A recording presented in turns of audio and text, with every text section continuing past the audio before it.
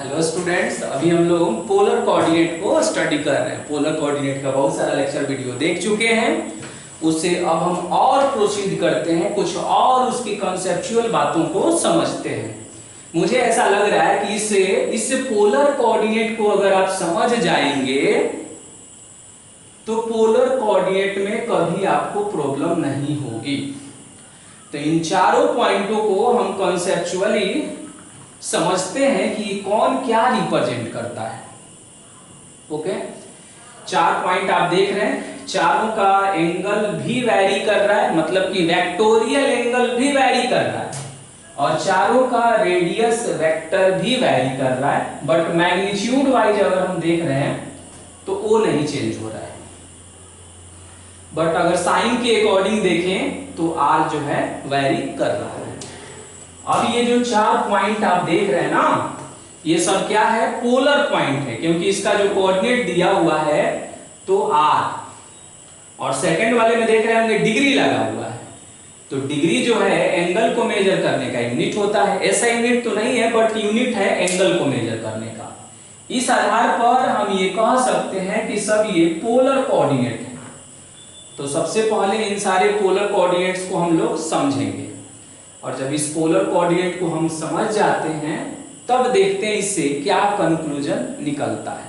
Okay, तो सबसे पहले हम लोकेट करने के बारे में सोचते हैं कि इसका लोकेशन क्या होगा चारों का। ओके, और ये बहुत ही इजी है। हम क्या करते हैं कि एंगल का अंडरस्टैंडिंग डेवलप करने के लिए डॉट लाइन से एक वर्टिकल लाइन बना लेते हैं, और डॉट से ही एक हॉरिजॉन्टल भी बना लेते हैं। ये इसका इनिशियल पोजीशन है, ये इसका पोल है। ओरिजिन भी बोल सकते हैं, ओरिजिन भी बोलते हैं इसको, पोल भी बोलते हैं। ओके, और इस तरह हमने कर दिया। OX क्या है? उस रिवॉल्विंग लाइन का इनिशियल पोजीशन है। वो क्या है? पोल है या ओरिजिन भी, बट पोलर सिस्टम में मोस्टली इसको पोल बोलते हैं। ओके, अब है 3,150 डिग्री। तो मैंने इसको लोकेट करने के लिए प्रीवियस लेक्चर वीडियो में मैंने बताया कि सबसे पहले वेक्टोरियल एंगल को देखते हैं। तो कहेंगे कि वेक्टोरियल एंगल कितना है, तो आप बोलेंगे 150 डिग्री, 150 डिग्री, जो 180 डिग्री से कम है। तो 150 डिग्री, और वो भी पॉजिटिव में है, तो आप सोचेंगे कि 150 डिग्री का लोकेशन कहां होगा। तो देखिए, पूरा अगर यहां से इनिशियल पोजीशन से पूरा लेंगे तो 180 होगा, बट मुझे 150 चाहिए। तो 30 डिग्री का अप्रोक्सीमेट डिफरेंस लेकर और एक हम ऐसे लाइन खींचेंगे। फिर यहां से जब हम इसे मिलाएंगे तो इसको हम कहेंगे कि 150 डिग्री है। और ये जो एंगल आप देख रहे हैं, ये एंगल, ये एक्चुअल में कितना है? 30 डिग्री। इससे पता लग जाता है कि ये एंगल कितना है? 150 डिग्री। ओके, अच्छा, अब है कि एंटी क्लॉकवाइज में क्यों मूव किया मैंने, क्यों रोटेट किया? तो ये पॉजिटिव है, इसलिए हमने एंटी क्लॉकवाइज में। अब इसका ये फाइनल पोजीशन हुआ, और इस फाइनल पोजीशन पर एक पॉइंट लेंगे हम A, और पोल से उस पॉइंट की ओर डायरेक्शन बनाते हुए डिस्टेंस को मेजर करेंगे, और वो कितना? 3 यूनिट मेजर करेंगे। तो आप देखेंगे कि यहीं पर A का लोकेशन होगा, और इसका कोऑर्डिनेट होगा 3,150 डिग्री। हमने लोकेट कर दिया, और O से लेकर A तक। अब यहां पर एक्चुअल में देखेंगे ना फर्स्ट वाले के लिए, तो फर्स्ट वाले के लिए जब आप देखेंगे तो मालूम चलेगा, हम यहां इसको कर देते हैं। फर्स्ट वाले में आप देखेंगे तो OA जो देखेंगे आप, OA, तो ये हो जाएगा 3 यूनिट, और एंगल जब देखेंगे XOA, एंगल XOA, तो ये कितना हो जाएगा? 150 डिग्री। ओके, इस तरह हमने लोकेट कर दिया। कहने तो वेरी इजी है, लेकिन एक्चुअली इससे कुछ हम इंडिकेट करना चाहते हैं, कुछ कंक्लूजन निकालना चाहते हैं। सेकंड वाले पॉइंट को हम लोकेट करते हैं। तो सेकंड वाले में पहले क्या करेंगे, हम वेक्टोरियल एंगल को देखेंगे। तो वेक्टोरियल एंगल कितना है, 330 डिग्री, यानी 360 डिग्री से मात्र 30 कम है। तो आप सोचिए कि इसका लोकेशन कहां होगा।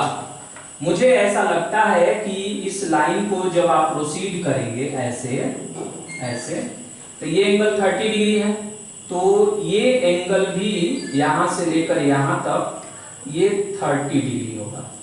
कैसे कहेंगे कैसे, तो वर्टिकली अपोजिट से होता है। वर्टिकली अपोजिट एंगल में जब भी दो लाइन ऐसे कट करती है तो ये एंगल जो होता है वर्टिकली अपोजिट एंगल, VOA कहलाता है। ये दोनों इक्वल होता है। फिर इधर से ये पेयर और ये पेयर इक्वल होता है।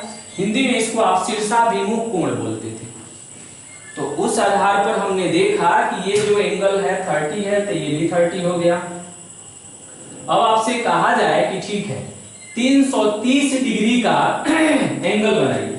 तो 330 डिग्री का जब हमको एंगल बनाना होगा, तो यहां से हम एक पॉइंट हमने सेलेक्ट किया और यहां से इस पॉइंट को सेलेक्ट करते हुए हम यहां आकर टच करेंगे। जैसे ही वहां टच करेंगे तो कितना बन जाएगा, 330 डिग्री का बनेगा।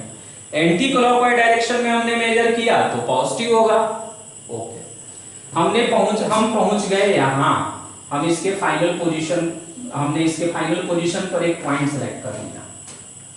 ओके, इस पॉइंट का नाम मान लीजिए मैंने इसका नाम रख दिया P1। अब कहेंगे कि उस P1 का कोऑर्डिनेट बताइए। अच्छा, डिस्टेंस हमको 3 यूनिट ही चुनना था, तो पोल से उस पॉइंट की ओर जब डिस्टेंस बनाएंगे तो इसका कोऑर्डिनेट हो जाएगा 3, और कितना है 330 डिग्री। कितना हो गया 330 डिग्री। बट मुझे क्या चाहिए, मुझे चाहिए -3। इसका मतलब ये हुआ कि O से P1 की ओर जो डायरेक्शन बनाए उसके अपोजिट वाले डायरेक्शन में जब जाएंगे तब मुझे -3 मिलेगा। तो जब अपोजिट वाले डायरेक्शन में जाएंगे तो O से P1, तो अपोजिट डायरेक्शन होगा O से A की ओर। तो O से A की ओर 3 यूनिट पर जब हम जाएंगे तो मालूम चलेगा कि पुनः हम A पर ही पहुंच गए। इसका मतलब ये हुआ कि जहां पर A रिप्रेजेंट हुआ है उसी को ओवरलैप करेगा B, यानी B वाला भी उसी पर चला जाएगा जहां A है। तो कहेंगे इसको क्यों बनाए, इसको इसलिए बनाए ना ताकि आप इस बात को समझ पाए कि यहां हमने पॉइंट को क्यों नहीं लोकेट किया, B को हमने यहां क्यों नहीं लोकेट किया। ओके, अब हम आते हैं C पर। तो C पर आएंगे तो फिर मुझे वेक्टोरियल एंगल देखना है। तो वेक्टोरियल एंगल कितना है, माइनस में 30 डिग्री। कितना है, माइनस में 30 डिग्री। तो देखेंगे कि -30 डिग्री, तो मुझे क्लॉकवाइज मूव करना होगा। तो क्लॉकवाइज जब मूव करेंगे तो कुछ ऐसा सिचुएशन होगा -30 डिग्री के लिए। और इस पर हम एक पॉइंट सेलेक्ट करेंगे, 3 यूनिट पर है तो 3 यूनिट पर ही हमने सेलेक्ट कर लिया। तो देखेंगे ना कि जब उस पॉइंट को आप सेलेक्ट करेंगे तो वो पॉजिटिव होगा, यानी वो होगा ऐसे 3, और माइनस में 30 डिग्री हो गया। क्योंकि तब उसका फाइनल, जब यहां से -30 डिग्री मूव करेंगे तो उस कंडीशन में फाइनल पोजीशन ये होगा। तो फाइनल पोजीशन पर जो पॉइंट सेलेक्ट करते हैं, पोल से उस पॉइंट की ओर जो डिस्टेंस मेजर करते हो तो पॉजिटिव हुआ ना, लेकिन मुझे लेना है नेगेटिव। देखिए यहां नेगेटिव है, तो फिर इसका लैटरल मतलब इसका इमेज देखेंगे। तो जब इसका फिर हम इमेज देखेंगे ओरिजिन के अबाउट, ओके, तो जब इसका इमेज देखेंगे तो फिर मालूम चलेगा कि C यहीं पहुंच गया, यानी B A ओवरलैप कर लिया B को और C भी ओवरलैप कर लिया जाकर उसी पर, यानी A B C जो है तीनों कंसाइड कर लिया है अभी तक। अच्छा, और यहां अगर हम उसको रिप्रेजेंट करते तो ऐसा सिचुएशन बनता, मान लीजिए इस पॉइंट को हमने कह दिया P2 और ये दोनों ओवरलैप करता। ओके, छोड़िए P2 हटा दीजिए इसको। अब हम फोर्थ वाले पॉइंट पर जाने वाले हैं। तो फोर्थ में माइनस में 210 डिग्री है। तो देखिए अगर इधर से हम मूव करें तो यहां तक आते हैं तो कितना होता है, माइनस में 180 डिग्री। तो मुझे माइनस में 210 डिग्री आना है। तो यहां से अगर हम क्लॉकवाइज मूव करते हैं ऐसे और यहां जाकर टच करते हैं तो कितना हो जाएगा, ये माइनस में 210 यानी -180 और ये -30। क्लॉकवाइज मूव कर रहे हैं तो नेगेटिव होगा -210 डिग्री। और इस पर एक पॉइंट सेलेक्ट करेंगे और पोल से उस पॉइंट की जो डिस्टेंस मेजर करेंगे तब तो पॉजिटिव होगा। तो मालूम चलेगा कि इसको जब हम करेंगे तो डी भी इसी को ओवरलैप कर जाएगा। यानी यहां पर जो देख रहे हैं सबसे जो रिमार्केबल बातें आ रही है रिमार्क में कि A B C and D, A B C and D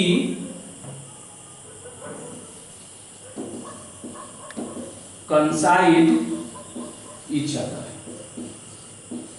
इससे हमने एक कंक्लूजन निकाला कि ए बी सी और डी एक दूसरे को कंसाइड कर लेगा।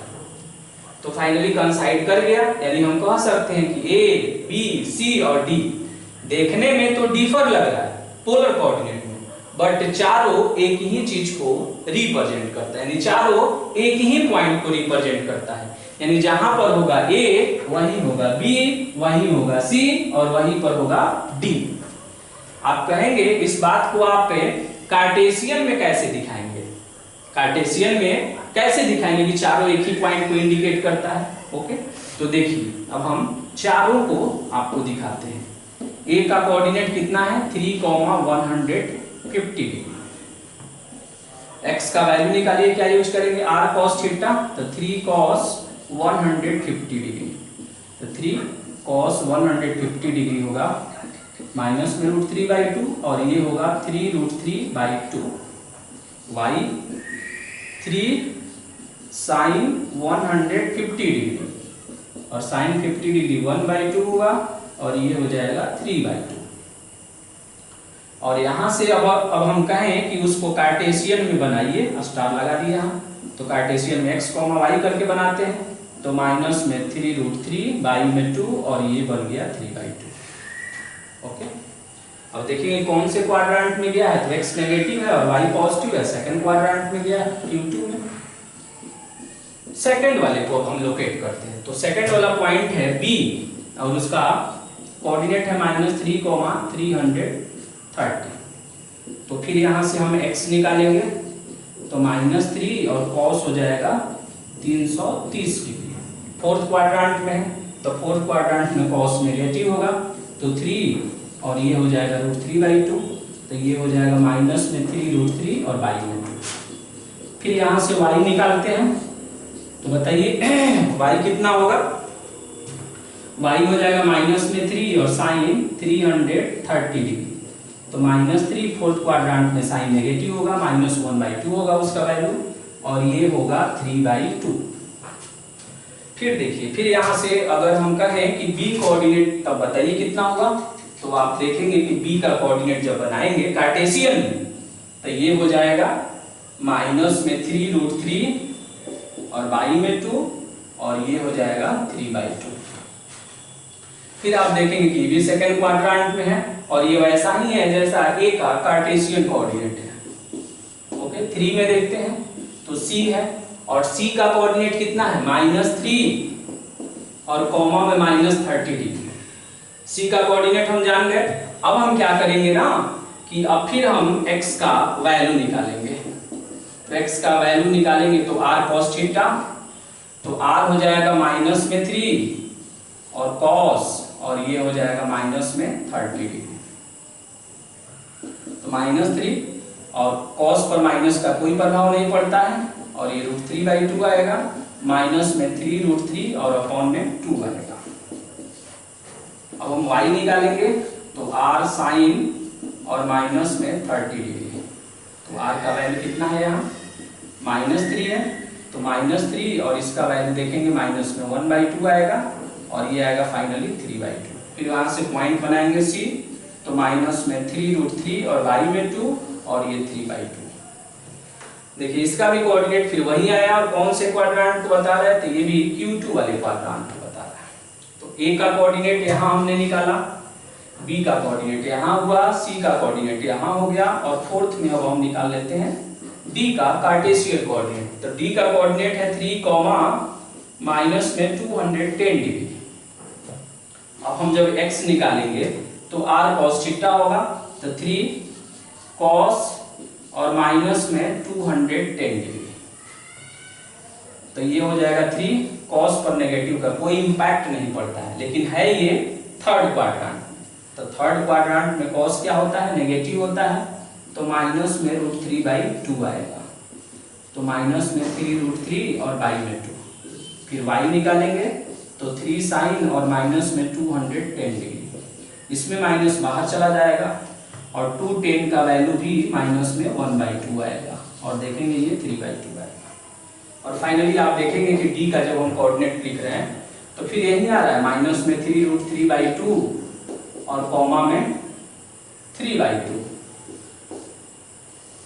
और फाइनली ये भी देखेंगे Q2 को ही बताता है। आप इसको ध्यान से देखिए, तो ध्यान से देखेंगे तो मालूम चलेगा कि ये जितना भी आप देख रहे हैं ना, ये सब जो है A, B, C और D, देखने में तो चारों डिफर लग रहा है, बट ये चारों पॉइंट एक ही चीज को इंडिकेट करता है। ये चारों पॉइंटों को देखने से लग रहा है ये चारों तो डिफरेंट है, काफी डिफरेंस है उसमें, बट एक्चुअली पोलर कोऑर्डिनेट में ये चारों चीजें एक ही चीज को रिप्रेजेंट करता है। हमने लोकेट करके भी दिखाया उसको, और उस पर फोकस डालने के लिए हमने उसको कार्टेशियन में भी चेंज किया। तो मालूम चला कि कार्टेशियन में भी चेंज करने पर A, B, C और D का कोऑर्डिनेट बिल्कुल एक जैसा है। इट मींस कि A, B, C और D ओवरलैप करता है। तो हमेशा हम याद रखेंगे कि पोलर कोऑर्डिनेट सिस्टम में कोई भी एक पॉइंट जब हम सेलेक्ट करते हैं तो उसके कॉरेस्पॉन्डिंग, हर पॉइंट के कॉरेस्पॉन्डिंग 3 और पॉइंट एग्जिस्ट करता है। तो 3 ये और एक O, यानी टोटल 4 पॉइंट, हर पॉइंट के कॉरेस्पॉन्डिंग 3 पॉइंट एक्स्ट्रा एग्जिस्ट करता है, जो बिल्कुल उसकी तरह होता है। देखने में तो डिफर होता है बट बिल्कुल कॉन्ग्रुएंट होता है। ये सारे पॉइंट उसको ओवरलैप कर जाते हैं। ये हर एक पॉइंट के रिगार्डिंग ऐसा होगा। और 360 डिग्री के रेंज तक अगर हम देखें तो आगे जब हम बढ़ते हैं तो इसी में ये भी बोला जाता है कि 150 है ना, तो इसमें अगर हम 360 के मल्टीपल में एंगल ऐड करते जाएं तो भी उससे जो नया पॉइंट मिलेगा वो भी उसके कॉन्ग्रुएंट होगा। यानी कोई भी एक पॉइंट अगर हम सेलेक्ट करें तो उसके कॉरेस्पॉन्डिंग इनफाइनाइट पॉइंट एग्जिस्ट करता है जो उसको ओवरलैप करेगा। अब 360 ऐड करने का क्या सेंस बता रहा है, तो जैसे देखिए, मान लीजिए फर्स्ट वाला A है, तो A में आप R वही रहने दीजिए, 3 ही रहने दीजिए और इसमें 360 ऐड कर दीजिए। कितना ऐड कर दिए? 360। तो देखेंगे 510 आएगा। कितना आएगा? 510 आएगा। तो 510 भी A को ओवरलैप कर जाएगा। उसी तरह हर एंगल में इस तरह से ऐड करके 360 के मल्टीपल में कोई भी एंगल ऐड करेंगे वेक्टोरियल में तो उससे अलग पॉइंट का सेंस नहीं आता है। और इससे ये भी मालूम चलता है कि कोई भी एक पॉइंट अगर पोलर में हम सेलेक्ट कर लेते हैं तो -30 से -360 से +360 के बीच में 3 और कॉरेस्पॉन्डिंग पॉइंट एग्जिस्ट करता है, यानी टोटल 4 हो जाता है। और जब इसको जनरलाइज करते हैं तो मालूम चलता है कि और भी बहुत सारे ऐसे पॉइंट मिलेंगे जो इसको ओवरलैप कर जाएंगे। देखने में तो डिफर होगा, उसका कोऑर्डिनेट जब हम देखेंगे तो डिफरेंट दिखेगा, बट एक्चुअल जब उसका रिप्रेजेंटेशन होगा, कार्टेशियन में उसका ट्रांसफॉर्मेशन होगा, तो मालूम चलेगा कि वो भी पॉइंट वही है, उसको ओवरलैप करता है। ये वेरी वेरी इंपॉर्टेंट है। बहुत सारे कॉम्पिटिटिव एग्जाम में इसके रिगार्डिंग जो है क्वेश्चन पूछी गई है, आप देख भी सकते हैं। ओके, अब इसमें हम लोग और भी आगे प्रोसीड करेंगे और भी देखेंगे कि पोलर कोऑर्डिनेट में और कौन कौन से कॉन्सेप्ट